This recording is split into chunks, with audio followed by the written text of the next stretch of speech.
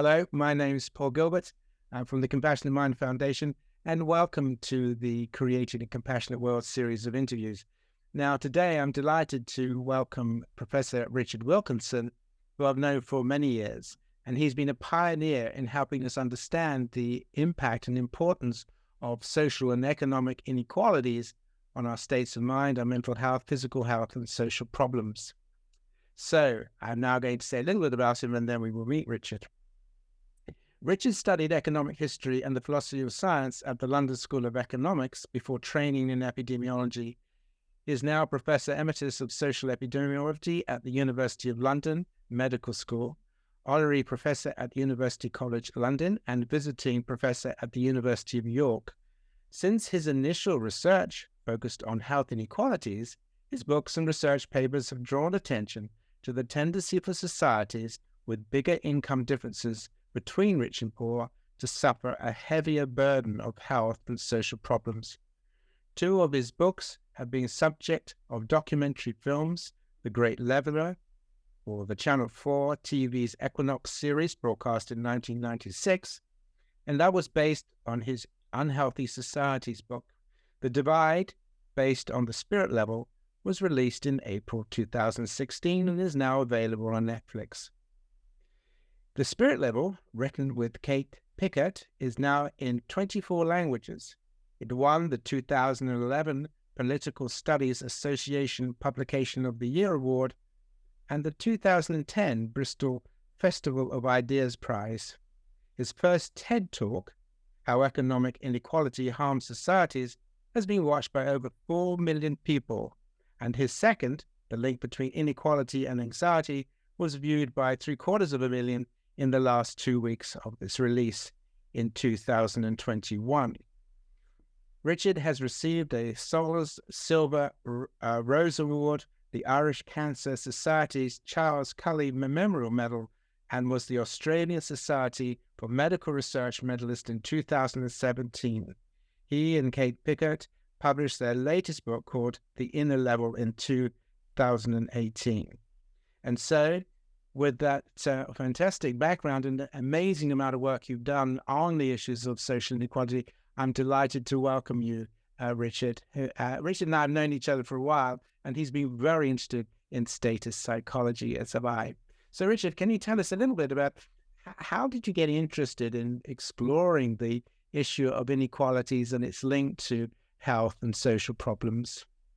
Well, as an epidemiologist, actually, while I was training in epidemiology, I got interested in class differences in death rates.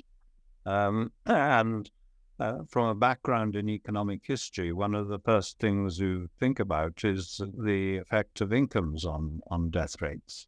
In economic history, you take changes in death rates as an indication of changes in living standards, but that wasn't the common approach in medical circles.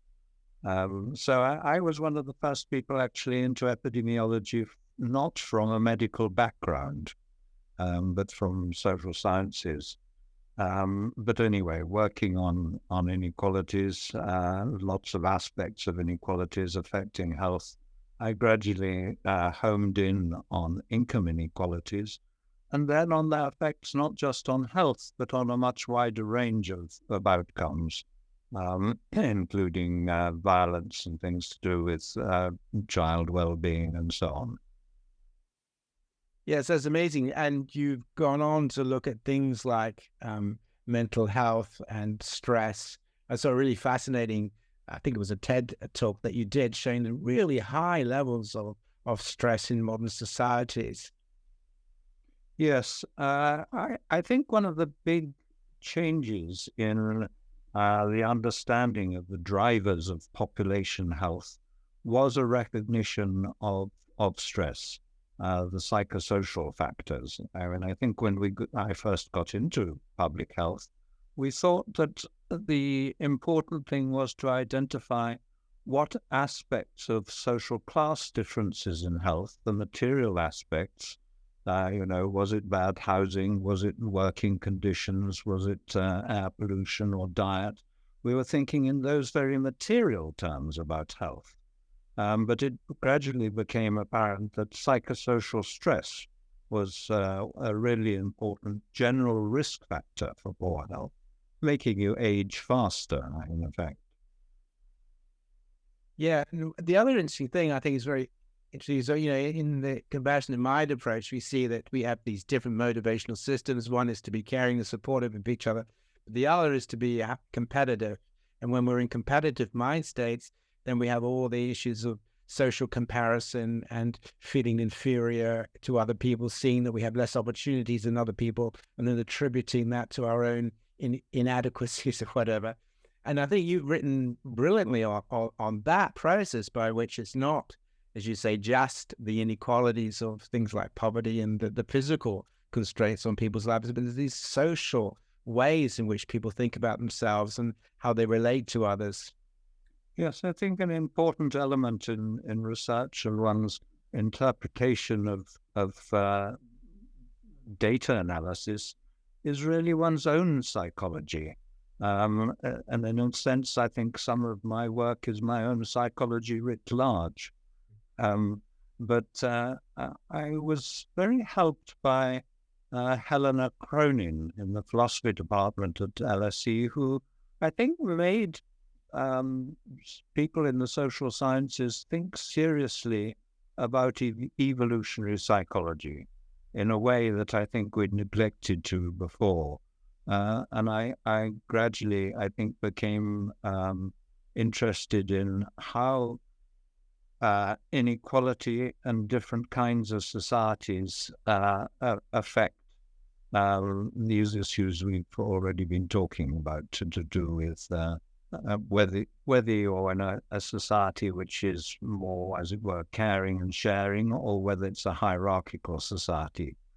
I'd always read quite a lot of social anthropology, and that was extremely useful in understanding that, in a way, I think there's a tendency to take this human nature as if it was a fixed sort of reflection almost of capitalism.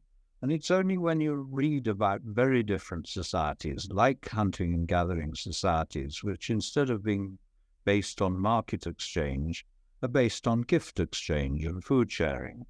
And then you see our capacity for totally different kind of relationships from the ones that are dominant in our own society, and become aware that we have very different possibilities. And I think that was at the center of my work for a very long time, recognizing that difference.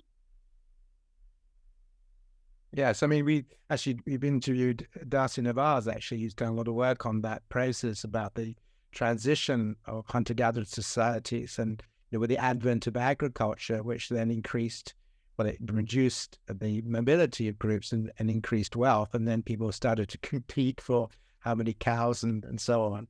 And the rest of, they say, has been rather a terrible history with the rise of the empires and the elite, the dominant elite in so many empires that have really subjected the poor to pretty awful conditions.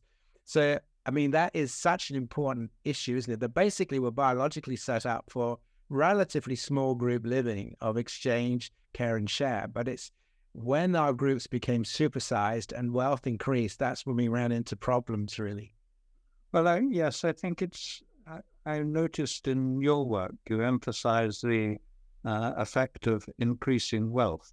I think the effect is not wealth itself, but high status. Yeah. I think the whole society could be wealthy without the damaging effects. But I think that as soon as we get hierarchy, then we move into social strategies that are, if you like, reflective of the dominance hierarchies in monkeys, many species of monkeys.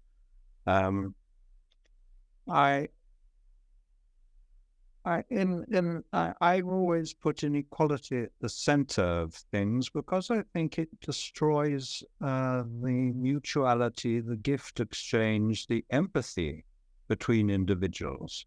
And I think it's who was the French nobleman who visited the United States in the 1830s. What was his name? Can't remember. But he talked about how the aristocracy in France always had enormous sympathy for each other's suffering and so on, but none for the peasantry, unable to identify, empathize with the much greater suffering there, but were perfectly sympathetic and empathetic with each other. And that makes one aware of how divisive inequality can be.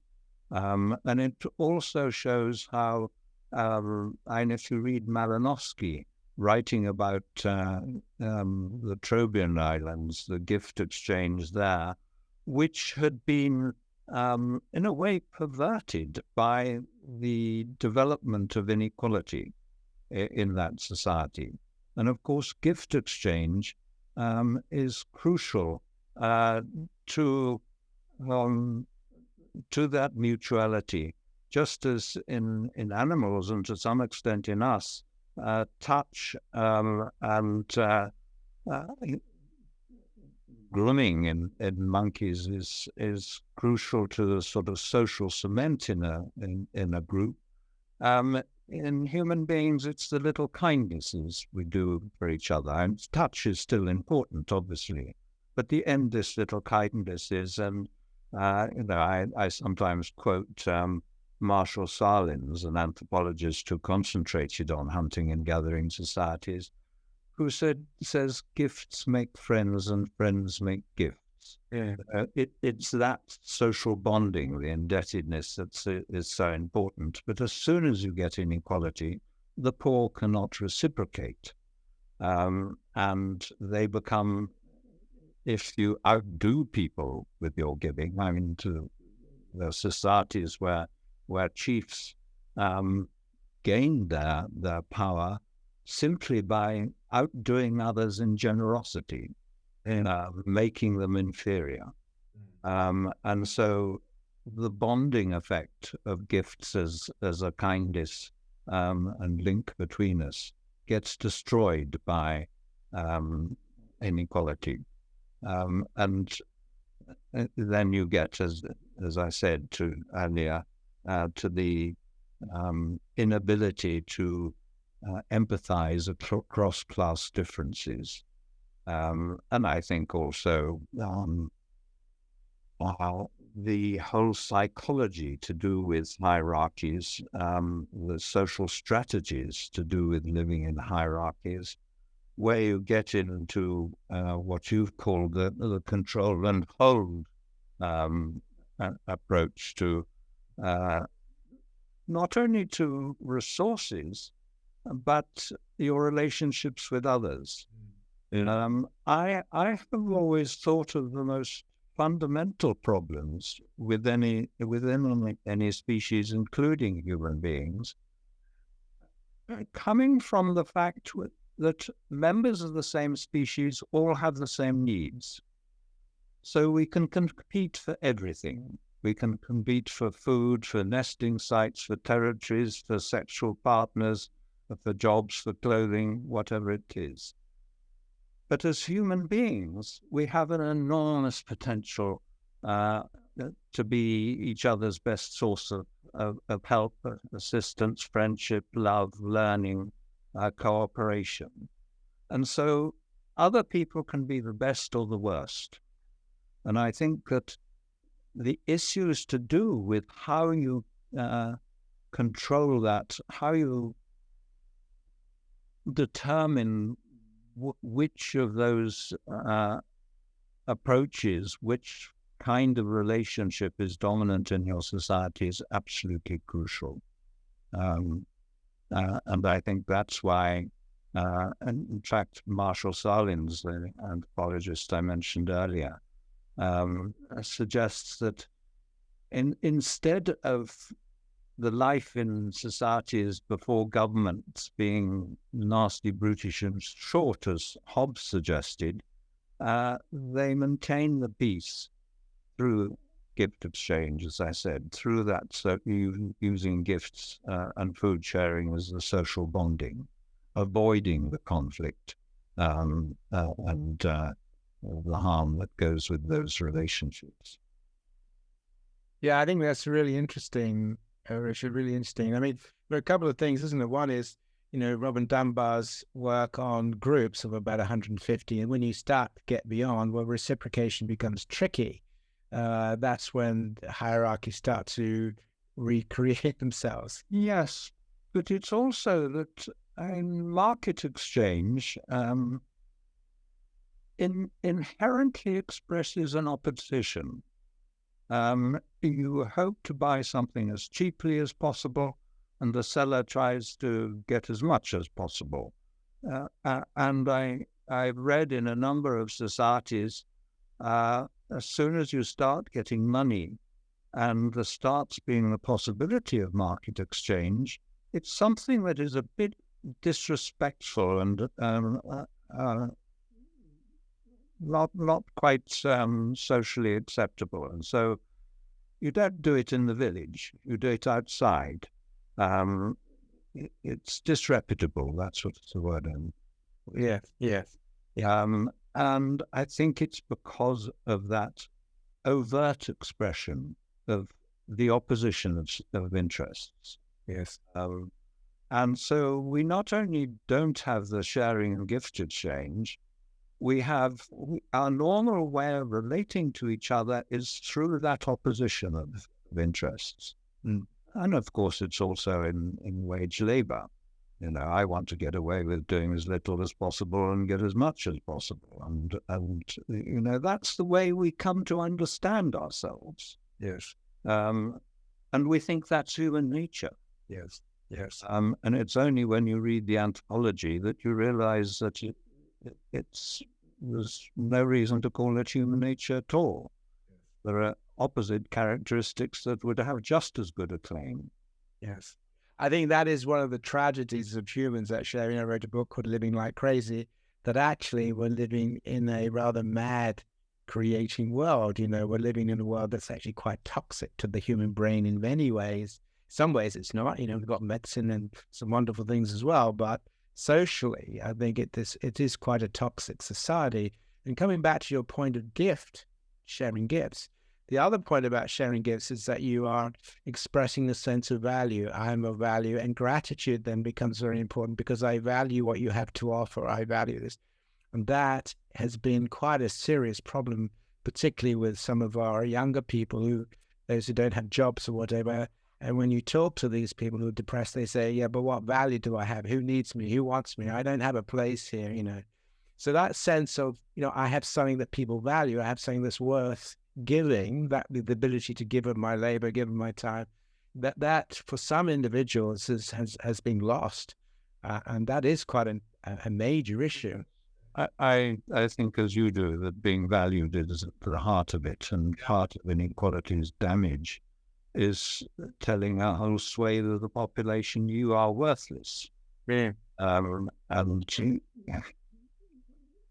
Well, it is extremely damaging and related to social anxiety and depression and so on. I think that's and the point that you make about that is so important. And you see this with, some of the problems we've got with immigration and so forth, that the view is that actually you're not really that worth, that we're doing you a favor. Yeah. And that's such a tragic psychology, really, I think. Yes. So we need to move on to think about, so both agree that we're living in a very toxic world that's not the natural world to bring out the best in the human mind. And actually over the last 5,000 years, we brought out some dreadful, we've been the most vicious, nasty, cruel species that have ever existed. If you look at the Roman games and slavery and goodness knows what.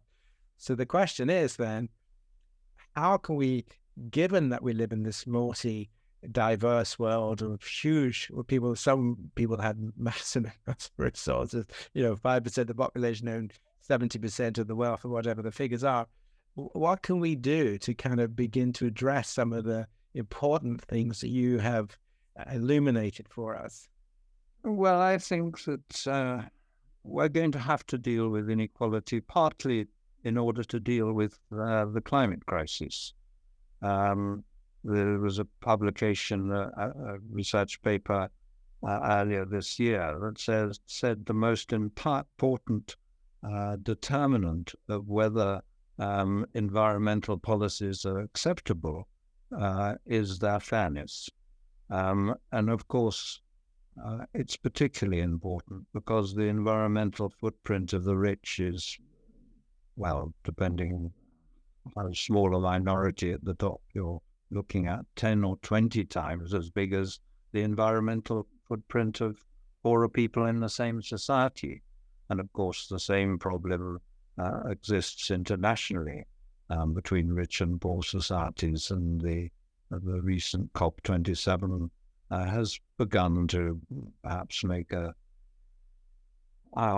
beginning on how we may compensate poorer societies for the damage they're experiencing, and the need to rebuild their power generation and so on with renewables. But I also think that perhaps the most hopeful road to achieving greater equality is not simply tax and benefits. I think that's an important part of it, but to reduce the differences in income before tax. And I think you do that by forms of economic democracy, employee-owned companies, cooperatives, forms like that, employee representatives on company boards, all the way strategies that lower the hierarchy within companies. I think it's companies with very large inequalities, these huge incomes at the top to the CEOs getting millions, and often pay rates at the bottom which are below the poverty line for families. It is those big corporations that are often the big generators of inequality.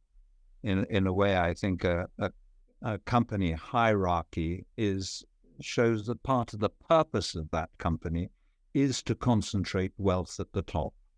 It is almost inherently a generator of inequality, whereas I think you can get much more democratic models. And evaluations show that they work well in terms of productivity and so on. And the more democratic, of course, the lower the inequalities between employees. Mm. I mean, absolutely. Worker cooperatives, I mean, it's been around, as you know, in the Labour Party for many years, but it doesn't seem to bite. I mean, why do you think it's been so difficult to move towards that obvious and important way of organizing our economic production? Well, and there are some success stories, the Mondragon cooperatives, but many others. I think that it really is a matter of conflict. The people at the top feel threatened by forms of economic democracy. But in a democratic society, we all ought to be able to deal with that. Yeah. I think it will take long, sustained political campaigns to achieve that. It's very clear that the lowering of income differences that took place from about 1930s, sometime in the 1930s, and ran all the way through until the late 1970s, was driven to a large extent by the power of trade unions, the labor movement, social democratic parties, By the recognition that there was another way in which societies could work, which was better for all of us. It was when that ideology, that there was another way, was important and powerful, that income differences reduced. And you can look at income differences coming down like that, and you look at trade union strength, and it does exactly the opposite. Yeah. Timing is almost perfect.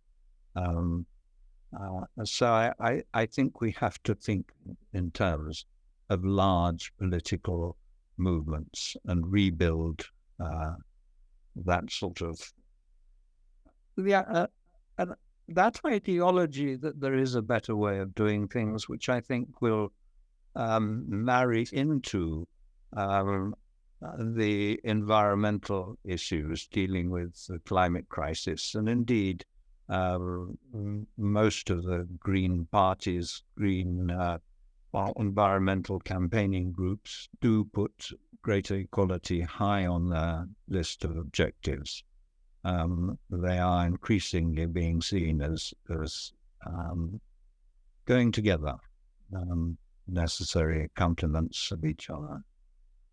I think that's fascinating, Richard, and trying to move through political movements, move through the unions, because as you know, after the war, the psychology was very much on nest building. How can we create a better world? And within 15 years, by the 1960s, we had the companies that were rail service. We were building universities. We built the NHS up, and so on and so on. We didn't have any money. We just come through a war, but the political view was, how can we make this a better world for all? And then, as you say, as the wealth increased, then people wanted a bigger slice of the pie. And then we had Thatcherism, which kind of just unpicked the whole thing. So it's getting back to this concept that actually building societies and building means of productions and contributing to the means of productions where you can take a fair share from, that's such an important thing. But do you see, as you say, there are examples where that's happening, but do you see the people on the left really picking up that banner and running with it? Because it's such an important banner. I think you've articulated it very well. I think that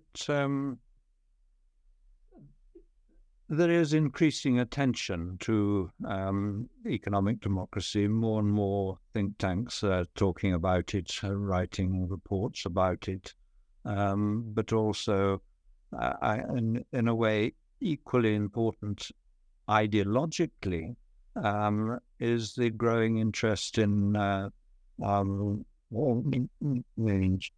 sorry, my memory is poor. The universal basic income, and that is, I think, a crucially important principle, because it has an idea not only of equality in it, just the beginnings of an idea of equality, but also of the well-being of society as a whole being important. But it also weakens wage labor.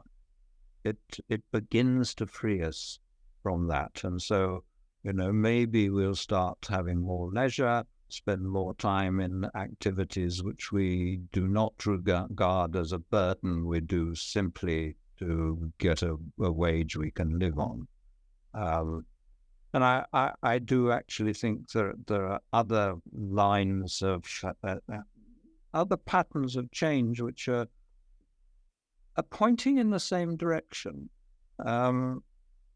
There's some work on how technological change is leading to perhaps very big capital costs, but then the price of goods from, I suppose the area where you see it most obviously is everything that's digitized.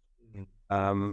As soon as things are digitized, we can all have copies. And of course, companies trying to maintain monopolies and make us pay for it, but actually people hack it off. And there is no technological reason why everyone in the world shouldn't have access to the latest research, art, computer programs, whatever it is, music, and so on.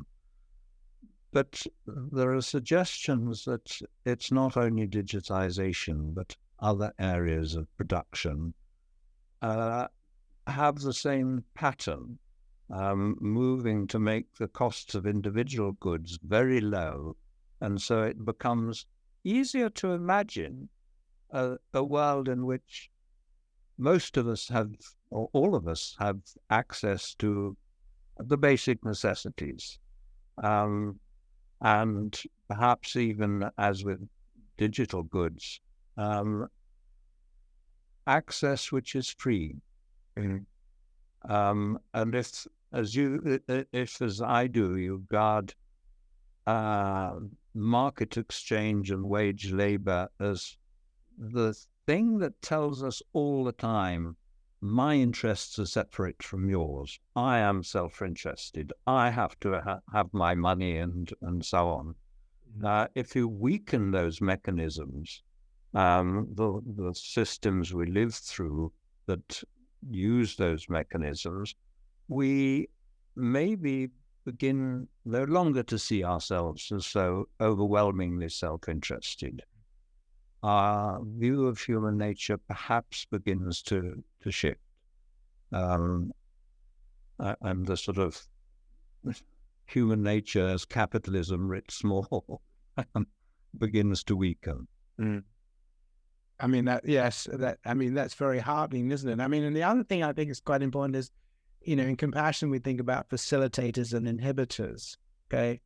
And so, sometimes I think it is important to look at inhibiting people, like we do need a police force, otherwise if we would, and those individuals who are relatively ruthless. I mean, we've done some research on this, ruthless individuals who are risk takers and quite narcissistic. They tend to be the ones that get up the slippery ladder to the top, and then they hold on to their power, and then they create these systems. And so there has to be a way in which we can prevent those more narcissistic individuals who do not have much of a way of social content or social morality from getting positions of power. I mean, I would see that as one of the most serious problems in the world at the moment, of stopping these really autocratic leaders.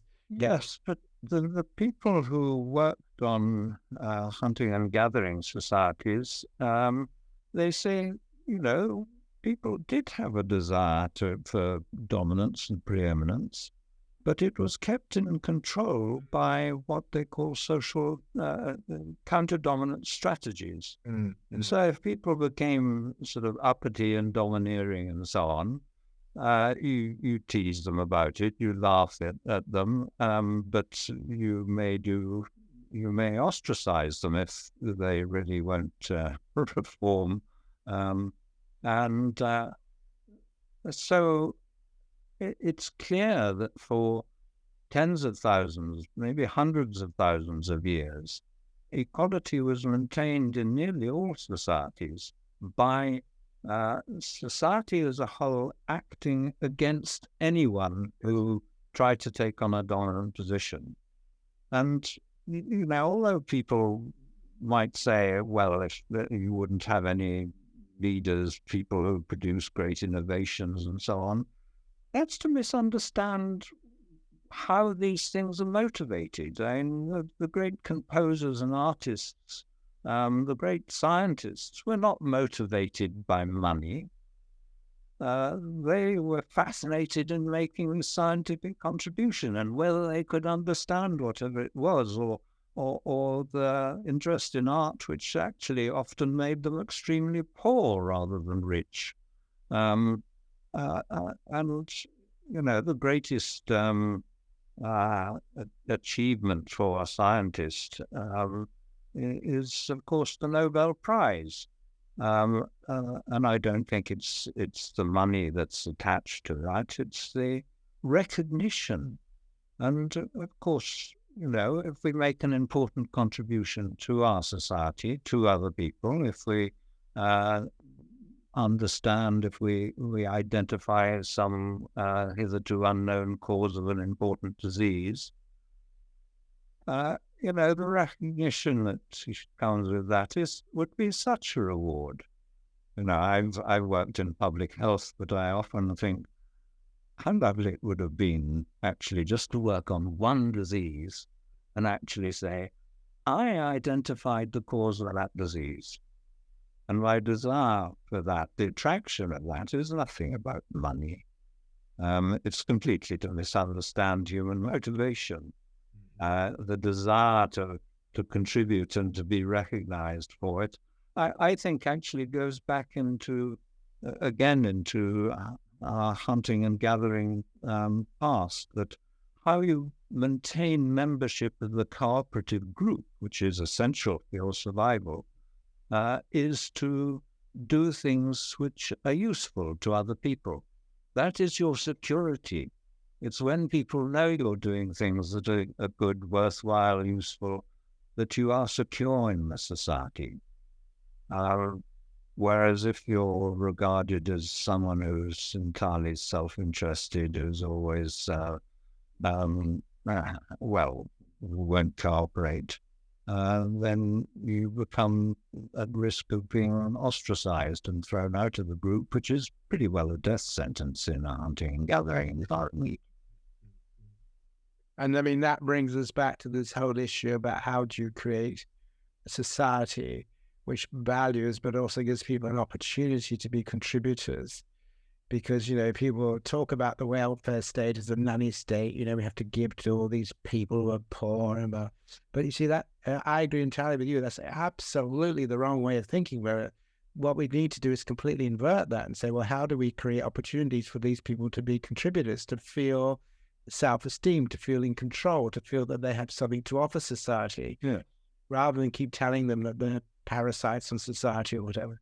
I mentioned digitization earlier, but now increasingly, instead of making money with CDs and records and so on, rock groups are just putting their music online, making it available free. And the recognition that comes from knowing that people like it and go to your website and play your music is reward enough. I've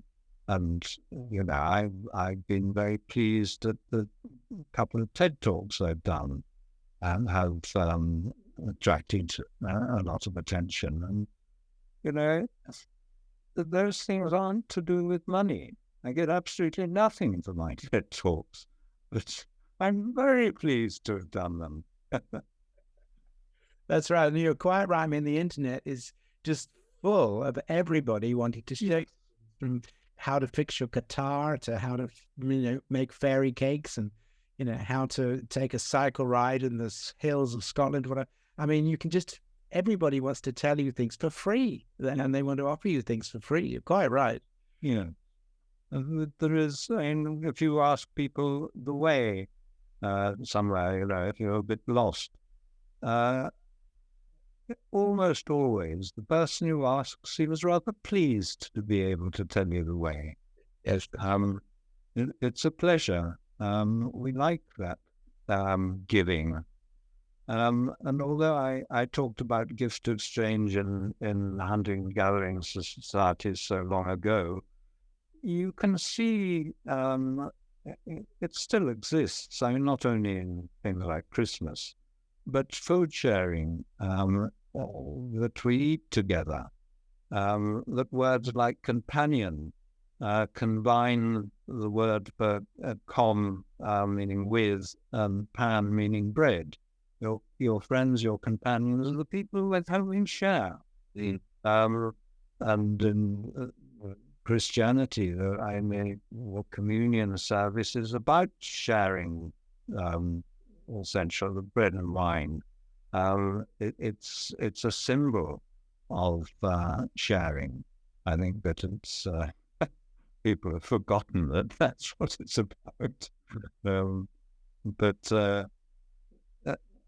Again, because of the danger of competing over everything, particularly over basic necessities such as food, the importance of sharing them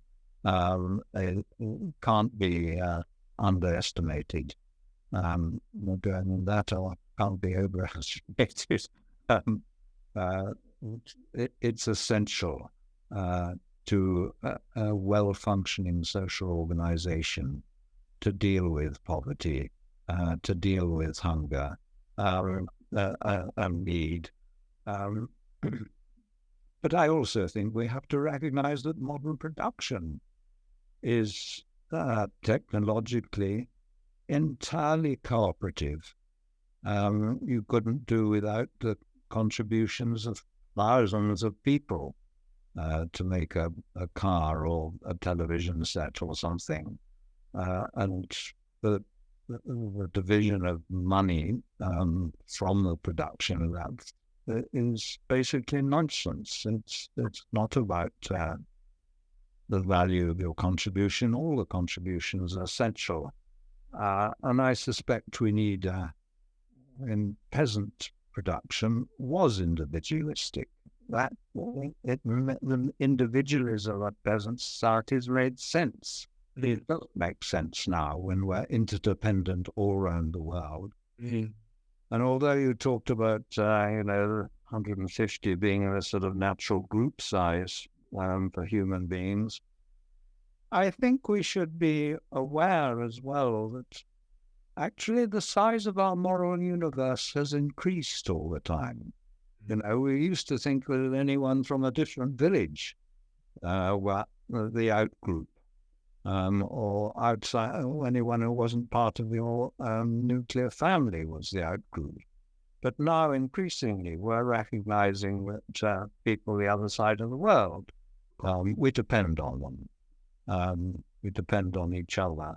And so forms of cruelty and need and so on, we begin to respond in terms of aid of different kinds. And as I said, the need to subsidize the development of renewable forms of power in countries. We are becoming a world community. Yes. And I think that changes what I call the size of our moral universe. Yes.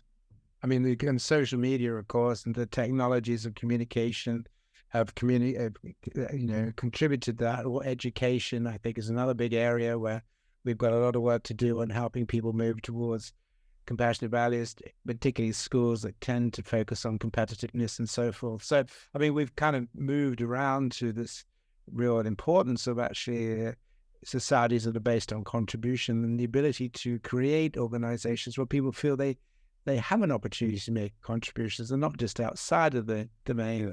And the limitation, I think, on those individuals who do want to grab as much as they can and hold on to it. I think those individuals we need to find ways to kind of just cut their coattails a little bit. So there's quite a lot there, really, isn't it, for us to work on, I think. Certainly. So, Richard, how do you, you've got this fantastic foundation, the Equalities Trust, and we're going to put it onto a PowerPoint for people to see. So how do you think people could get more involved with this idea of addressing inequalities? If people say, listening to this, say, well, yeah, I like this idea, what can I do to get involved with some of Richard's ideas? Well, I think that there are lots of ways. One that I think is particularly useful is groups of students at universities have begun to look at and campaign on the scale of pay differentials between the vice chancellors and the cleaners, for instance. And I think that means that amongst the student body as a whole, there will be a growing awareness of the scale of these inequalities. And also of our dependence on the low-paid tasks.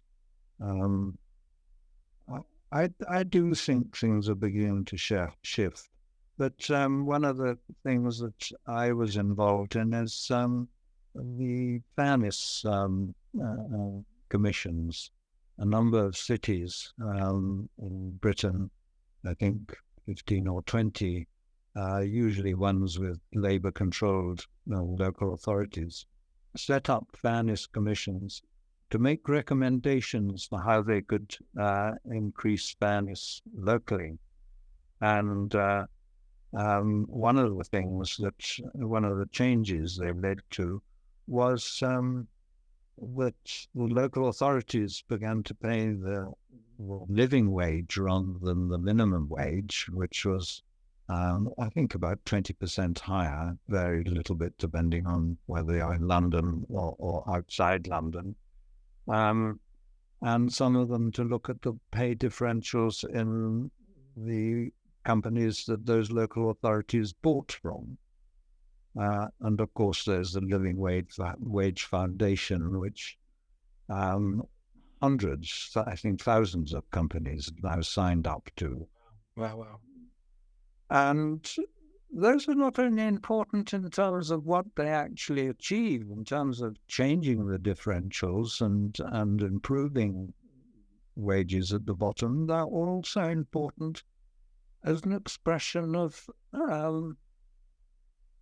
goals and concerns. And I do think that increasingly people at the top are going to be embarrassed. And they used to be, their money was a way of being seen as looked up to and respected. But I think now increasingly it's going to work the other way around. We're going to regard them as greedy and self-interested. And I think that will, because how you're regarded is such a powerful force, I think that will begin with political pressure to have an effect. Yeah. But I remember reading about the New Deal in the States in the 1930s, that it was sold to the population, it was very redistributive, by saying that we have to reform the system in order to preserve it. I think that when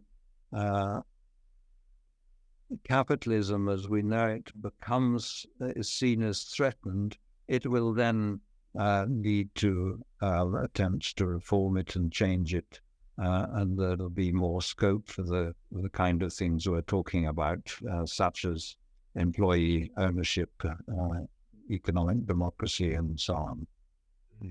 I think that's such an important point, really, isn't it? That we actually start to think about, and also start to think about creating societies that actually are good for us, so it's too bad for us. And that I think the divide between left and right, Labour and Conservative, is now pretty useless. In fact, if anything, it's very, very damaging, because it's all about just showing the other side to be silly.